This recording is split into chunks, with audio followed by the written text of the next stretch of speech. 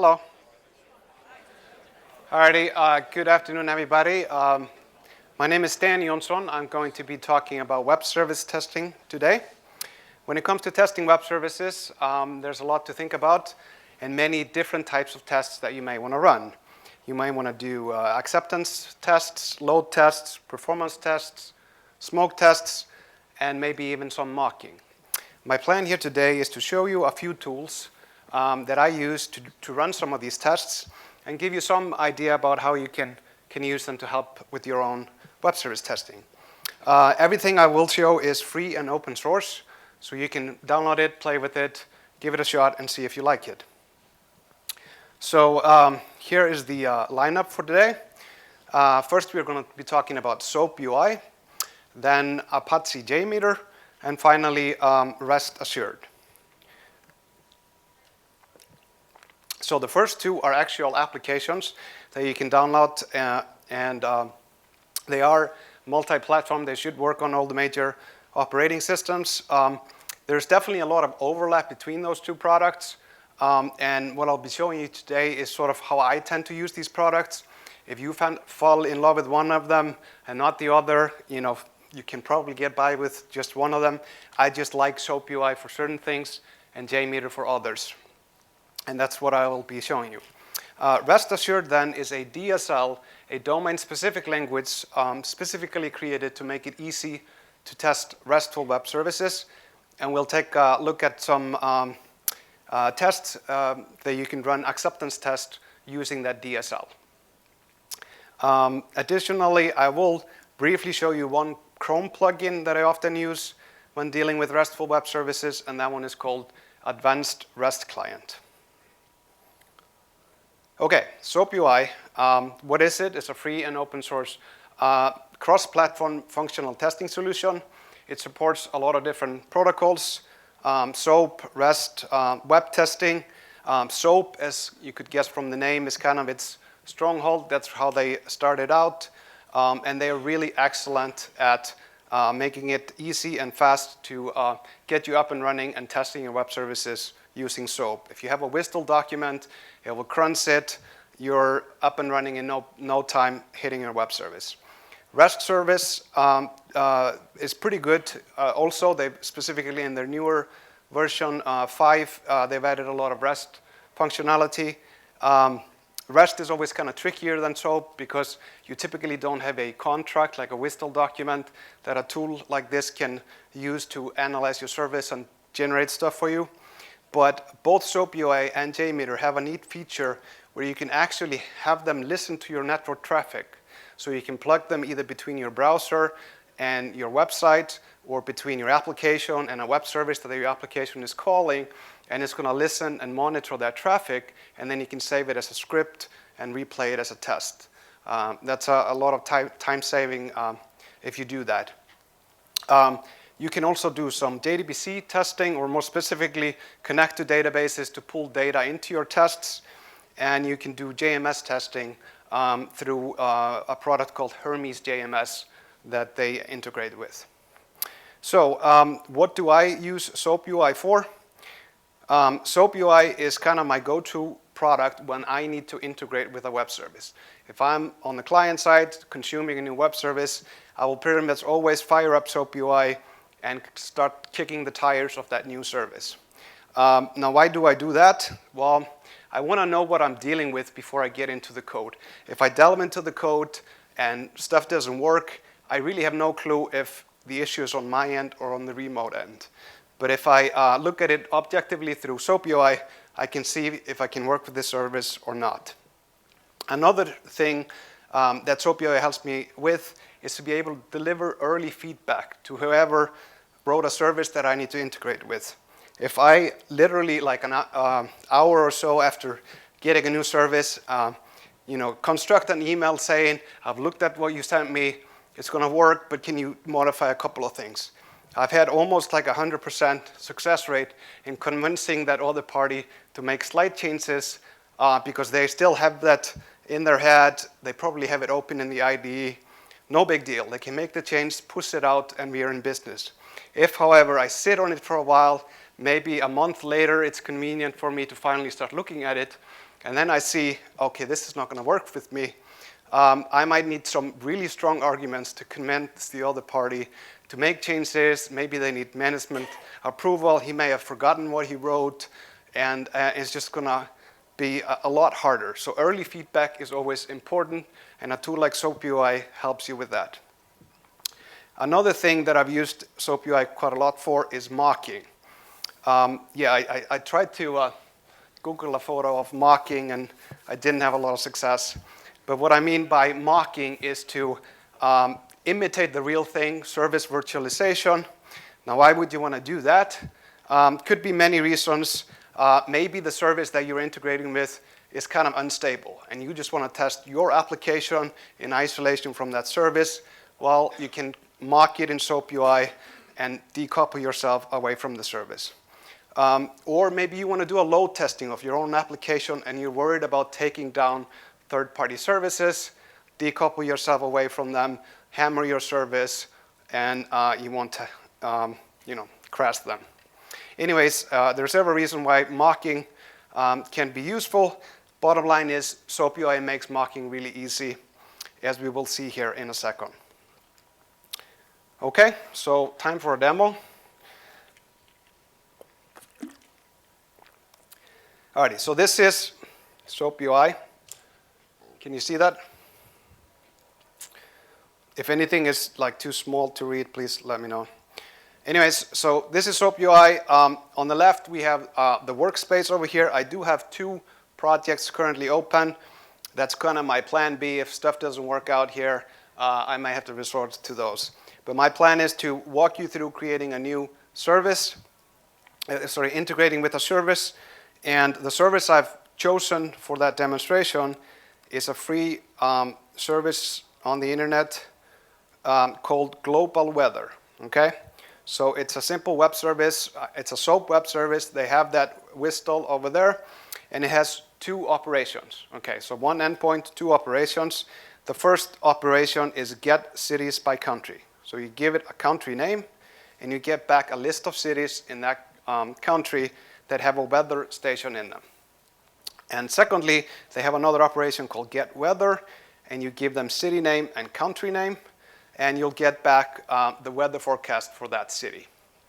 So let's take this whistle here, and we'll do File, New SOAP Project, and I'll paste it in here.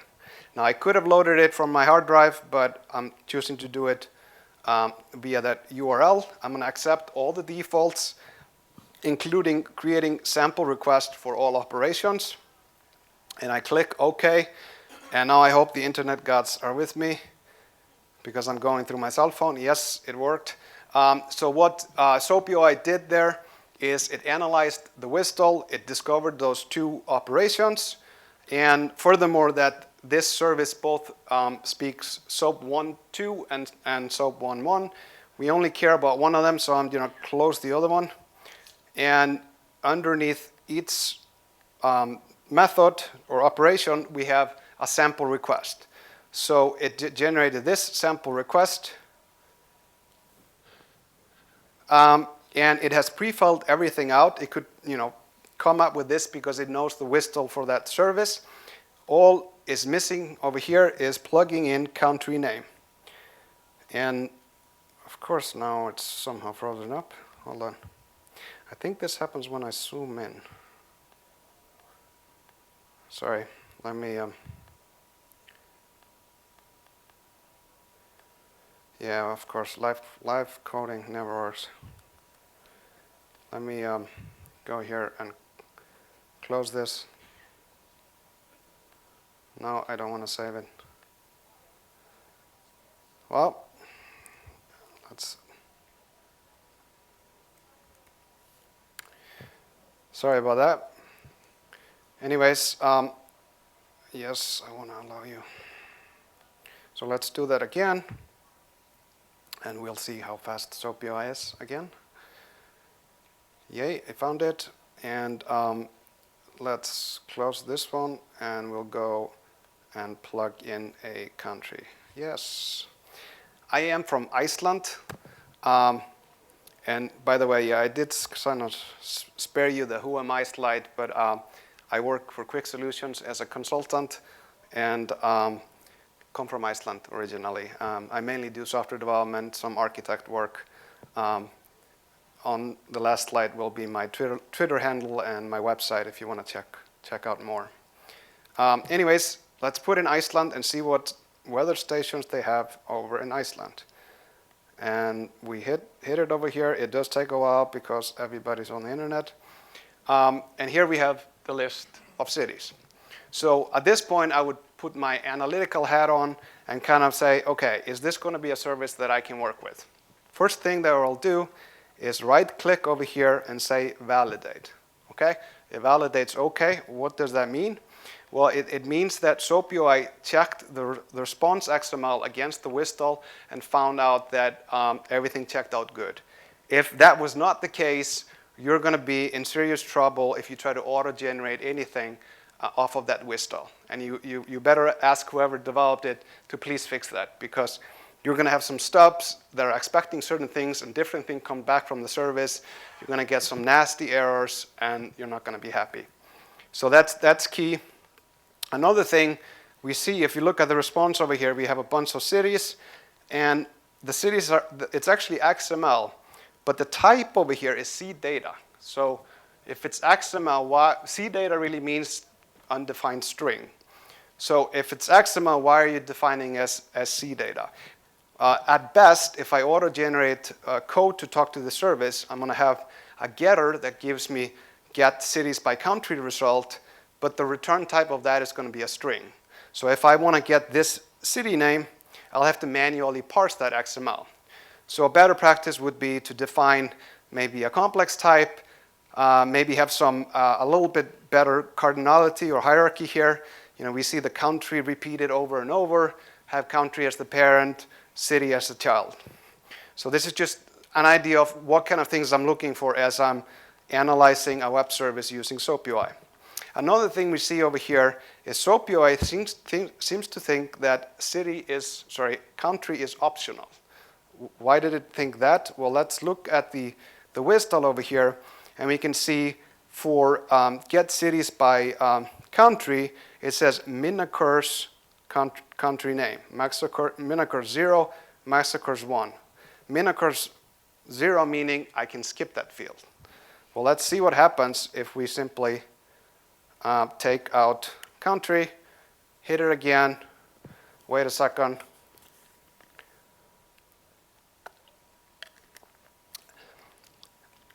And I'll save you the suspense. It's not going to work. This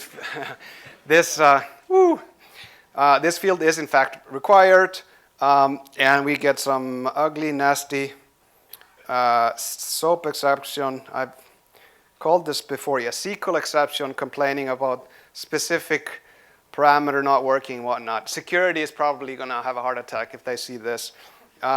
You should not be giving me your SQL stack trace there.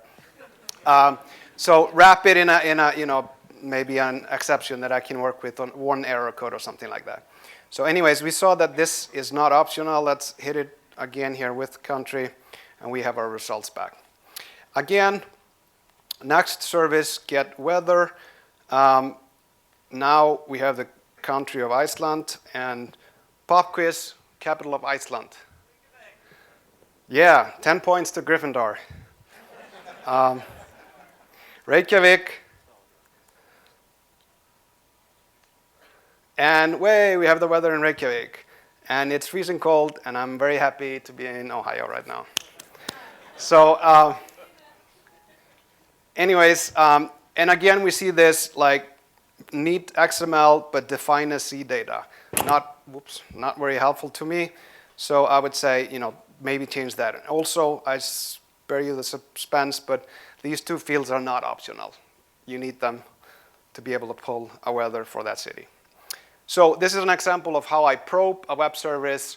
I'm kind of kicking the tires over here, seeing can I work with this or not. So let's say now that I want to build a test suite. I've created 2 tests, and I want to be able to run them back to back. Okay? So to do that, I right-click here and say generate a test suite. And I'm going to say I want a single test case with one request for each operation. I want you to use the existing request that we just created, and I want you to generate a load test for me. I click it, accept the default name, and voila, we have our test suite created. And if I click the run button over here, I can run it, but I like a different view, a slightly better, and that is this one, because then I can see both of them. So now if I hit the run button, first it's going to run get cities by country, and then get weather, and we are in business. So, but one thing though, we were kind of visually validating things. This script is not really validating anything at this point. Well, let's fix that. I'm going to click on get cities by country, and I'm going to add a couple of assertions. Okay? First one, I'm going to say validate the SOAP response. Basically that right click that I did at the beginning, let's add that as a validation. Now it's edited and it shows it as green, meaning that it passed. And let's also do a contains validation. And here I'm going to say I'm going to be happy if the word Reykjavik is somewhere in the response. And it immediately updates it against this response. And then let's add something for the other one. Let's just do a contains one or SOAP response one for this one. So now we have some actual assertions going on there. Run it one more time for good measure. It works. So now anytime, I'm not sure if they're up or down or whatever, and I just want to get the status, can fire up this script and find out. Now let's say I want to actually load test, see what these guys can handle. Are they going to go down if I turn up the heat on them? So I asked it to generate a load test, and here is the load test. And you can see it put in those 2 test steps that I already had over there. And let's open this up a little bit. You can see this pretty good, right? The text is readable. Okay. Alrighty. So we're going to run it for 5 concurrent threads. And if this was a real load test, I would be running it for several minutes or several hours. But we want to see a movie here in a little bit, so I'm going to not do that. I'm gonna just put it for 20 seconds, okay? And we hit the run button and hope it works. Yeah, it does work. And here, if I'm doing a load test, I'm interested in how high can I jack this thread count up to before I start seeing the service kind of struggle on the other end. But if I'm doing a performance test, I'm more seeing, if I have a fixed amount of threads, maybe 100 concurrent threads, is my average response time going to be acceptable? And hopefully I have some sort of non-functional requirement saying you need sub-second response time or whatever it is that I can then compare against. And here we could see that it managed to run 31 counts of get cities by country and 31 of get weather in those 20 seconds. Average response time was 1.7 seconds. And 630 milliseconds. So not bad, especially over my phone over here. So this is a load test. Now if I want to do a security test, unfortunately I don't have time to walk through that, but I'm just going to tell you about that feature. If you go here as new security test, it's going to ask you a few questions, and then going to proceed to throw all kind of crap at your service. XML bombing, SQL injection, cross-site scripting, a bunch of stuff, and try to see if it spots a weakness in your web service. And if so, flag it. Kind of a neat feature to know about. But let's say now, okay, we have tested the service, we're pretty happy with it, but I want to isolate my application from the real service, and I want to mock it out, okay? Let's see if we can do that. So I'm going to right-click over here and do, no, not on this one. Generate SOAP mock service, okay? So over here, again, SoapUI knows my WSDL, so it can pre-fill a lot of things for me. It wants to run it on port 8088. just to make it consistent with the actual endpoint, which had this name in it. Let me copy that. So we have the same path. Okay, and I want you to start the mock immediately. Okay, click the OK button, accept the name, and voila, we have a mock. I have now a running mock of that service. If I were to hit the get weather operation at this point, it would be returning this response. So it generated a sample response off of the WSDL. This is not particularly useful. We have actually called the service and gotten back a real response. So let's take that one, copy it, and paste it in here. And just so that we can recognize that this is the mock, I'm going to call this city Reykjavik mock. Okay? Save that. No, I didn't mean to do that. Sorry. Just close this. And now let's hit it. And I'll clear this. And instead of going against the actual endpoint, I'm going to put in here localhost port 8080. And we have a request, hit it, and we got back response from our mock. Now this mock is pretty dumb. It doesn't matter what I put in here. If I put stir track, it's still going to return Reykjavik mock. So let's build a little bit of intelligence in here. And I'm going to add another response for a different city. And another pop quiz. Can somebody name me a different city in Iceland? Keflavik. Very good. Hufflepuff. 10 points. Alrighty. Let's put Keflavik. Keflavik mock. That's going to be our response 2. And now I'm going to go show test case editor. No, not test case editor. Mock service editor. Here. And I'm going to click on get weather. And I want to do a query mats type dispatch over here. By default, it's going to return response 1, which is going to be that Reykjavik mock. But I am interested in a mats on Keflavik. So I type that in over here. And click on it. Have SoapUI extract some stuff for me.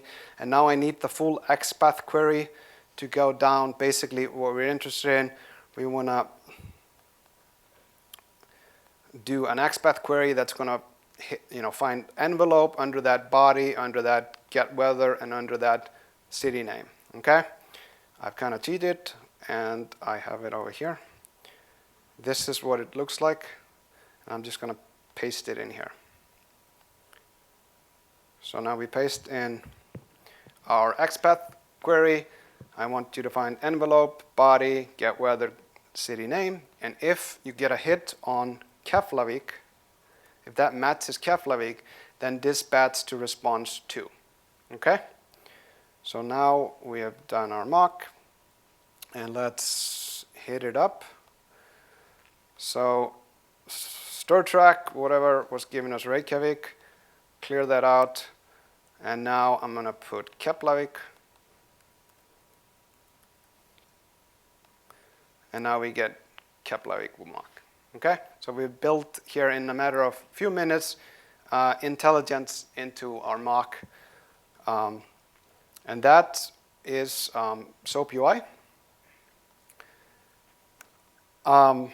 Next tool I want to demonstrate is JMeter.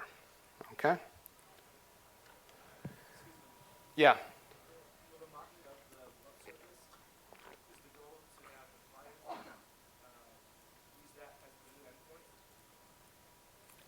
If you want to decouple yourself away from the actual service, then yes. If you want to test the real thing, then no.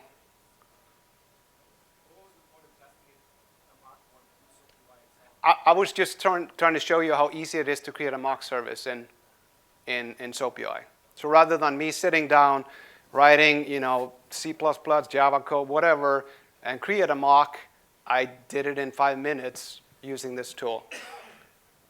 Yeah. I noticed that you're running on iOS. Is it running on other platforms as well? Yeah, I'm running it on Mac OS. It's both JMeter and SoapUI are implemented in Java. I know they work on Macs and Windows, and I'm pretty sure Linux as well. Okay, so JMeter, another application. This one is been around the block, been around for a long time. First release actually came in '98, which is like last century. And it's a pretty mature product, but it's not quite as user-friendly as SoapUI. But it makes up for it by having a lot of kind of neat features. Anyways, it's a little bit more geared towards load test and performance testing. You can do web testing, and in fact, where I'm currently consulting at over at Alliance Data, we have JMeter monitoring all of our production websites and some of our production web services. You have it nicely integrating with Jenkins for a continuous integration. Every so often, a job is going to fire, go log into our website, click around, do stuff, make sure everything is working. If stuff is not working, then it will send us an email or a pager message. So that's one thing I love about JMeter. It's easy to integrate it into your continuous integration flow. It supports both SOAP and REST. And since I did SOAP with SoapUI, I'll be demonstrating some REST stuff with JMeter. FTP,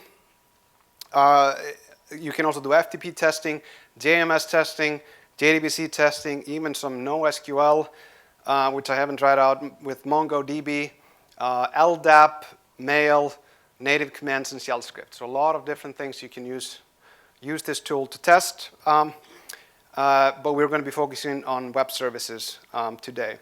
One neat thing also is, since it's a pretty mature product that a lot of people use, there are web services out there, websites, mainly one called BlazeMeter, where you can write your own JMeter script. You can give them the script, and then they will run that script from a bunch of different servers around the world.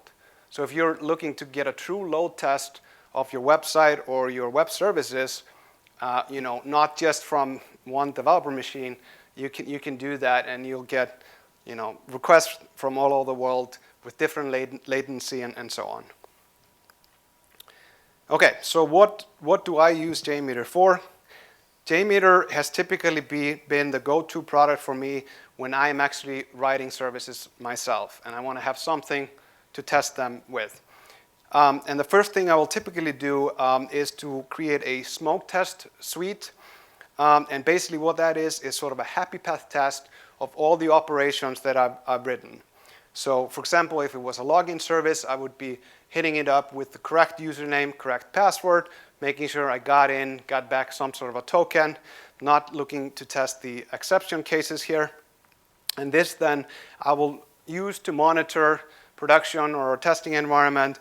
If something is not working, I can fire up my smoke test script, see what's up, see what's down, that kind of stuff. And also after a deployment, I can run the smoke test script, make sure everything deployed okay. Another thing I've used this product a lot for is load and performance testing. And here I'm typically sort of cherry picking, or I usually use my smoke test script as a basis for these load test and performance testing scripts, and I'm typically kind of cherry picking from them the key operations to that business. Kind of the money makers, the most important web service operations, put them into a script, and then I'm going to dial up the load, ton of concurrent threads, and see, can my web service handle the load that I'm expecting? Or is performance at a given load acceptable?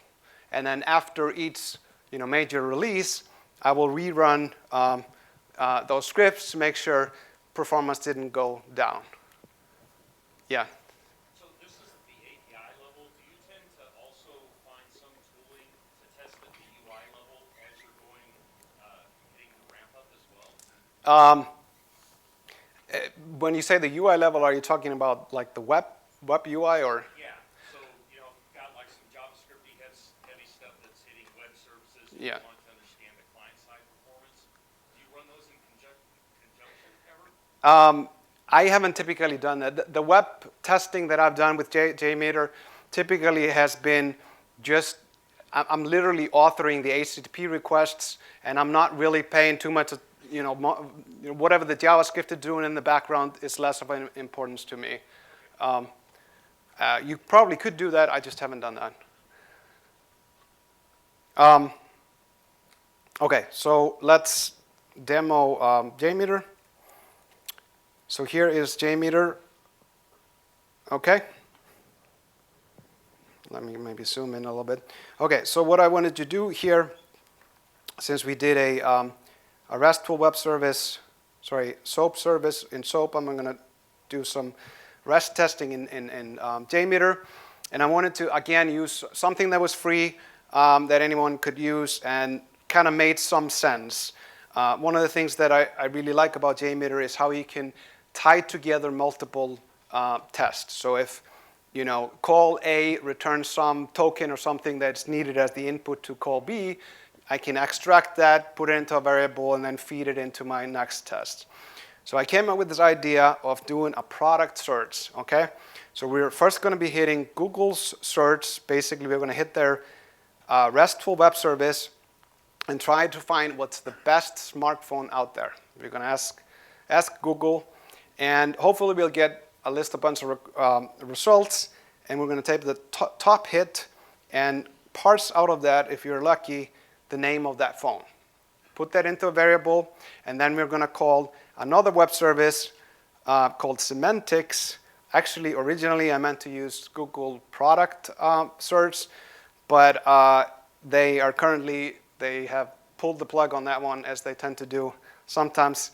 So I had to find a different web service, and I found this one called Semantics. Anyways, the point is you can search, do a product search, and they give you back which retailers sell that product. So anyways, so we're going to take that phone name, plug that into this web service, call it, and hopefully we'll get a list of results back, JSON results. We'll parse out one URL from that, and then finally we'll just do a get on that URL, hit the website, and verify that somewhere on that website is that phone name. If it's not on the website is probably not selling that phone.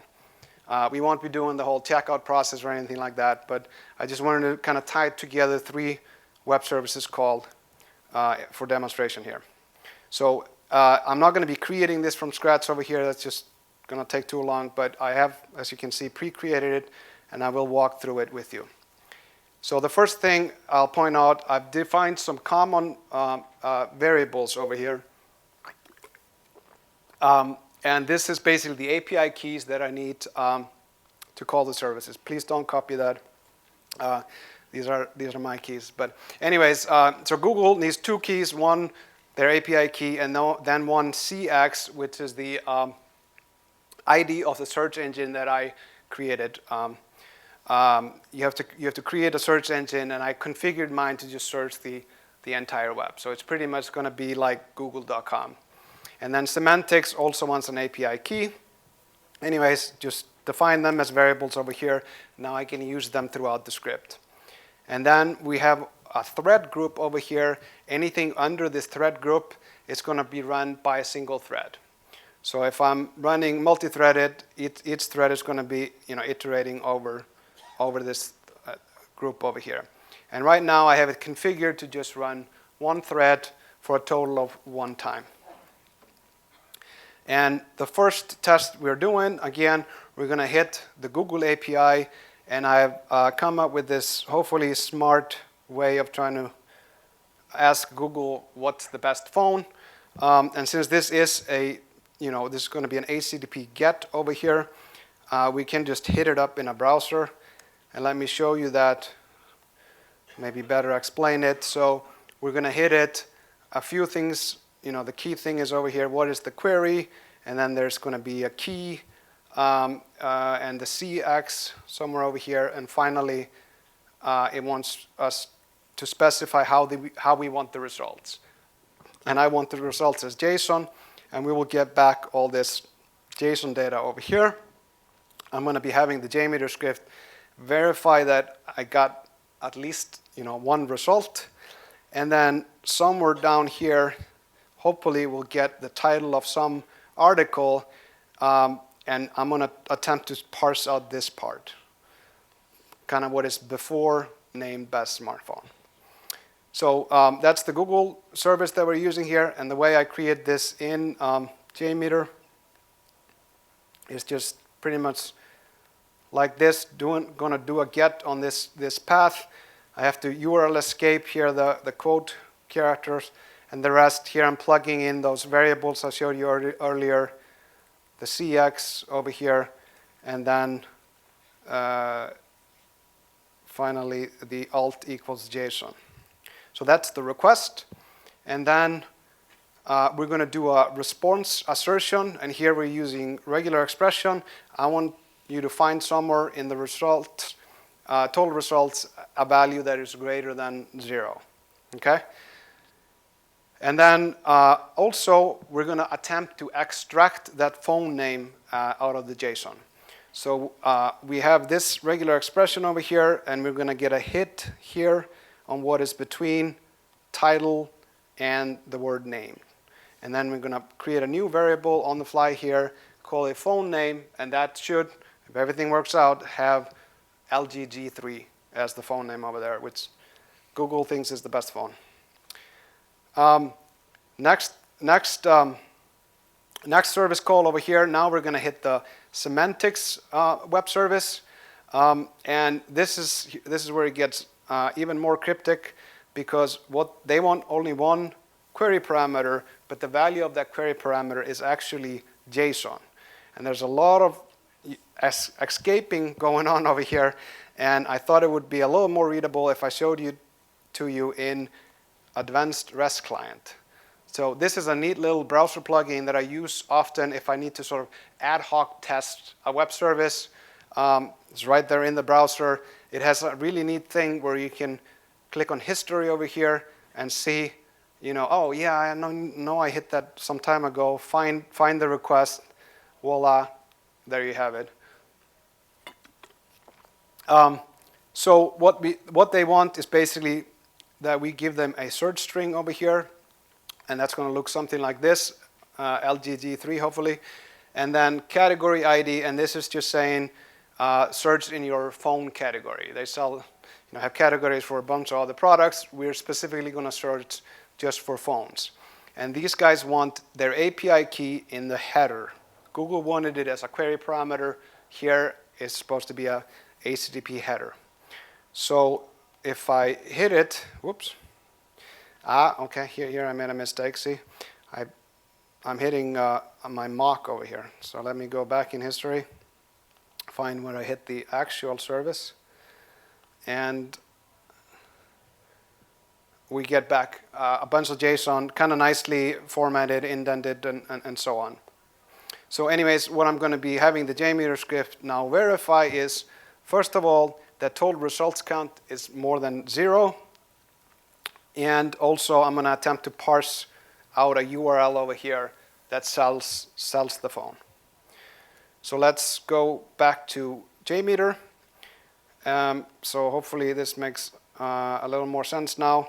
So this is the query that we're going to be making.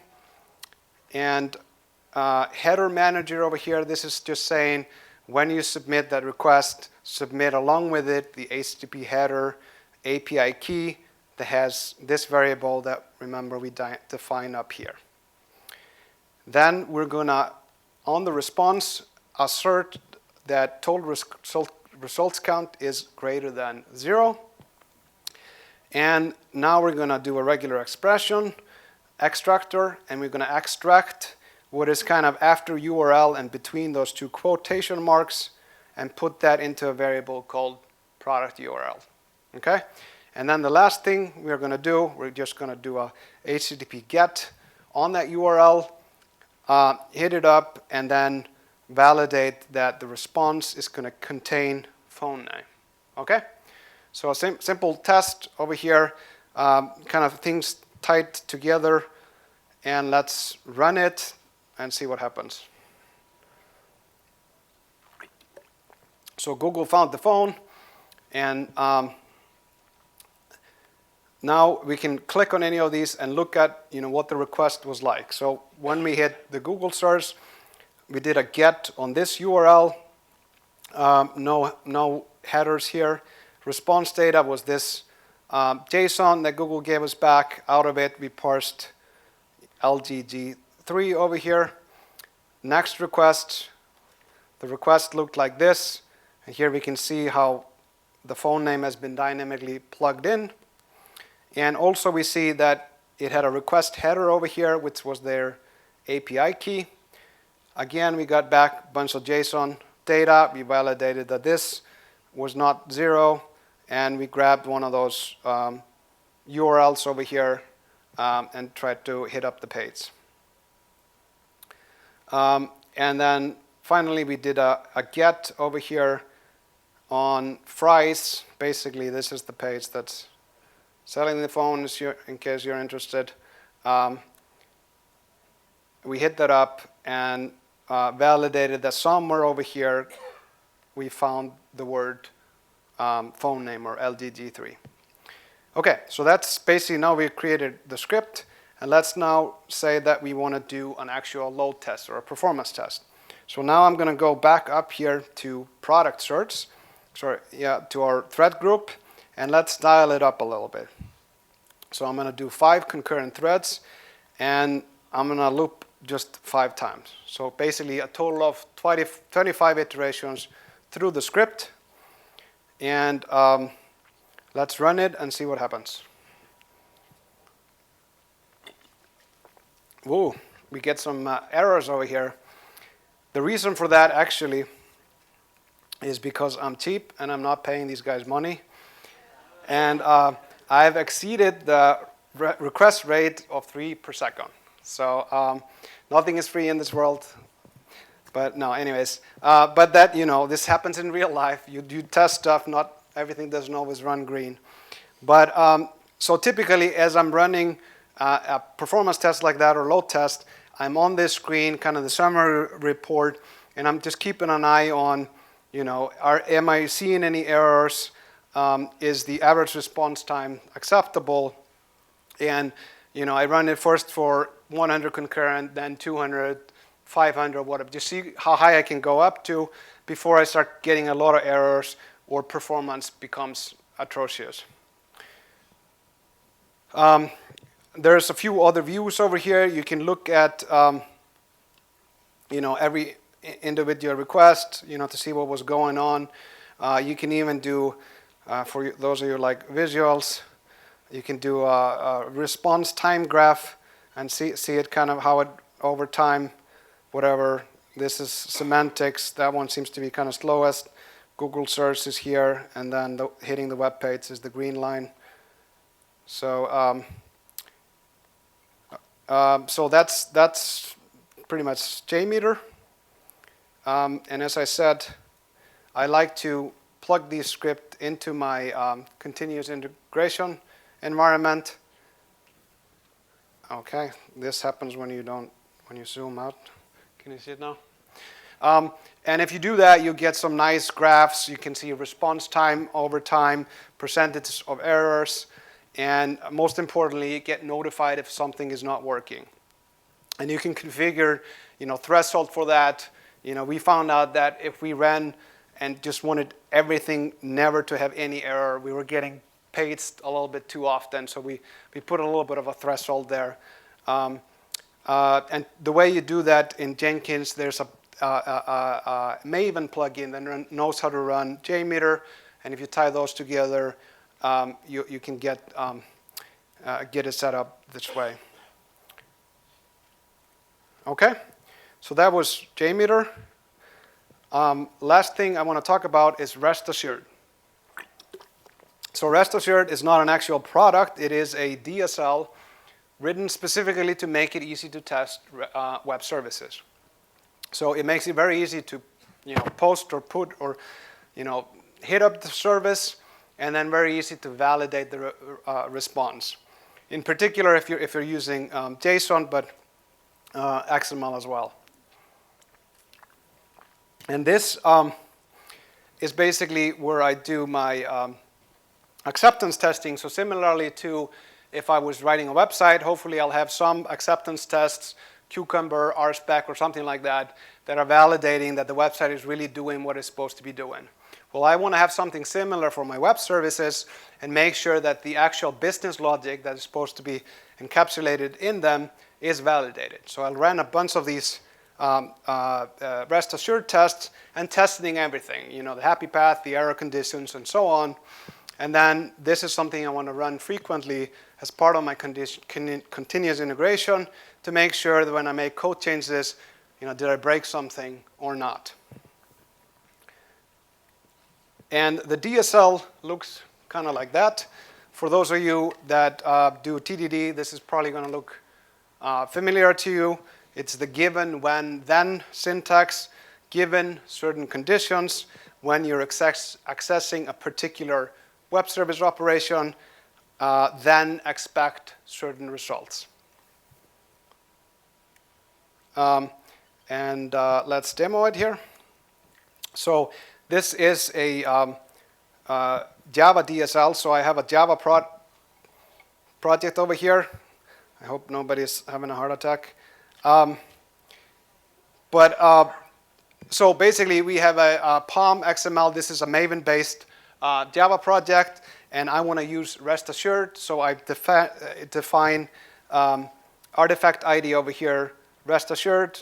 Voila, it pulls in all the libraries needed for me to use REST-assured. I'm also going to use JUnit as kind of the framework for me to run the actual tests, and then I'm pulling in a few logging libraries here. So here we have the test. So this is a JUnit test, and I decided just to make things simple, I'm going to run the same test here in REST-assured that we did with JMeter.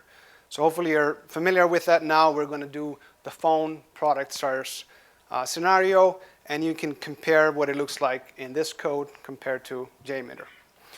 So at the beginning of the test over here, I'm setting up a few variables, just kind of static final strings.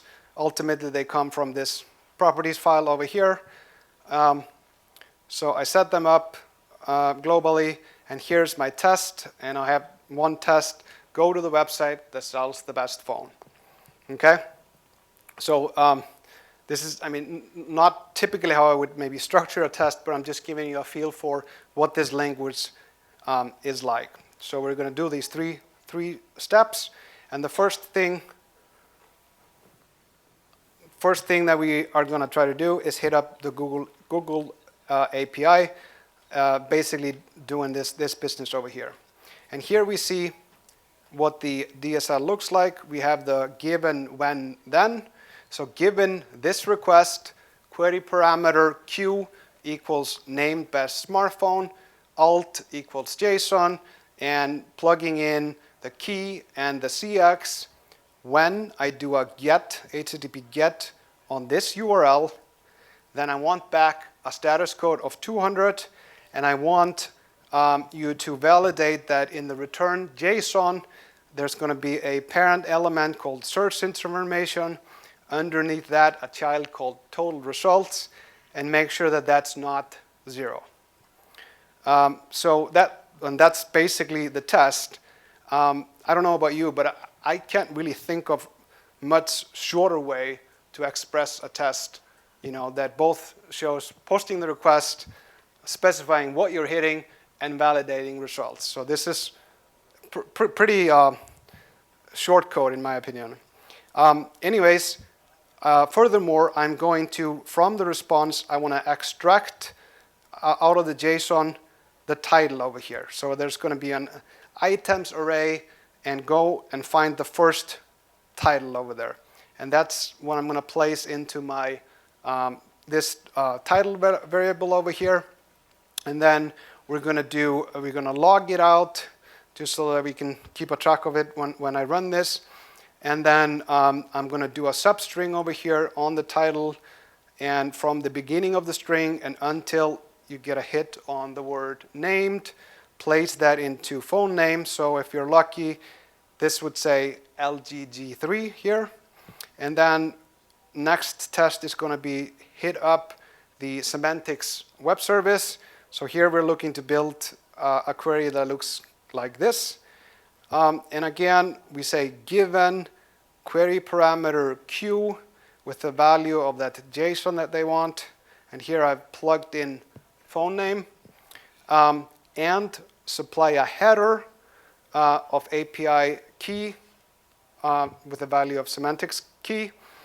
When I do a get on this endpoint, then I want you to return with a status code of 200, have total results count greater than 0. And here's the reason over here that up here we validated total results as not the string 0, and here I'm doing greater than. It's because in the JSON coming back from semantics, which actually to me is semantically correct, they return that as the number, whatever, 52. In Google, the results count, and I typically don't criticize a lot that Google does, but they return total results, and it's a number, but they return it as a string. So I can't use greater than because I'm going to get an exception. So I just say, please not be the string 0. So that's the reason for the different validations over here.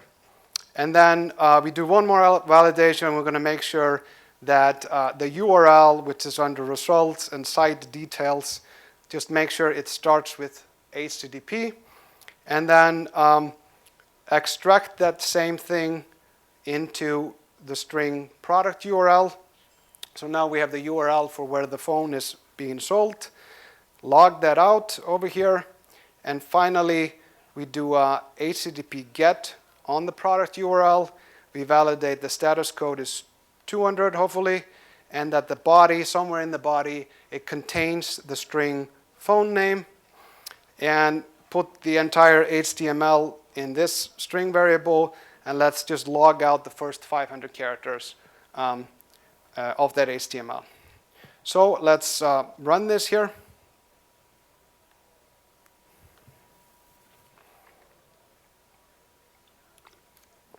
So it ran, build success, test run 1, no failures, which is good. And let's just walk through what happened over here. So first, we got back the title. So this was the title that we parsed out of the Google results. And out of that, we extracted the phone name, LGG3.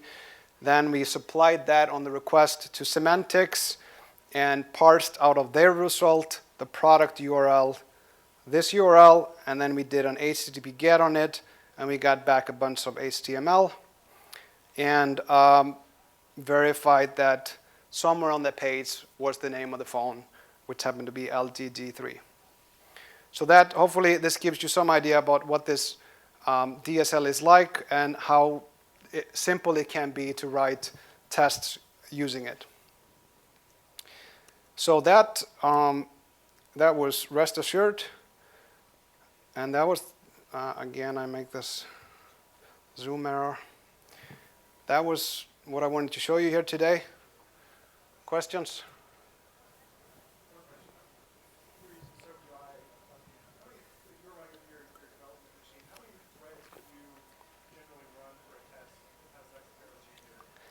Are you saying SoapUI versus JMeter, or? Just, I wanted to talk about JMeter where I can do so many threads and my machine says no more. Yeah. I ripped out a few slides over here earlier, and one of them, let's see if I can go to that one. It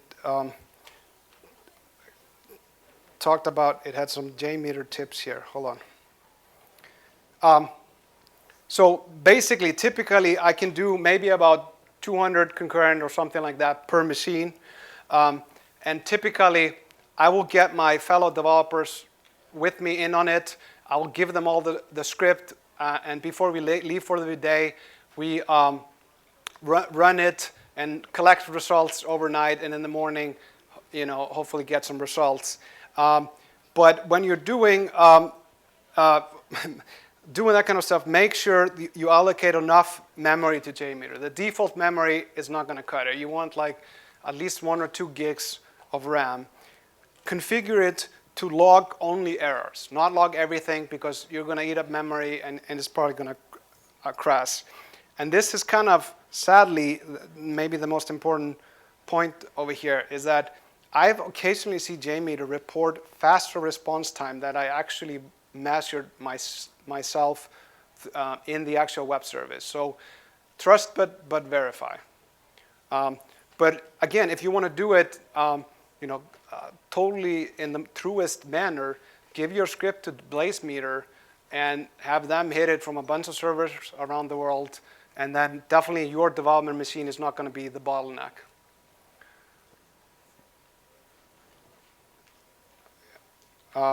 Anything else? Yeah. Does REST-assured have anything you're doing like a footer or post? Yes.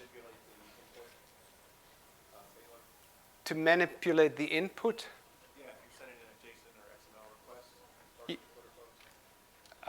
Because you had like a query string manipulation. Yeah, I mean, you can. I've actually used it in one scenario. We wanted to have full control over the JSON that we were actually posting. So rather than posting it all as query parameters, we actually just grabbed it from kind of a velocity template, and then we plugged in variables, and then we posted that. So that's one way of doing it if you want to have full control over the JSON. But yeah, no, you can. It is baked into the language. Okay, well, thank you all for attending. Have a good rest of the conference.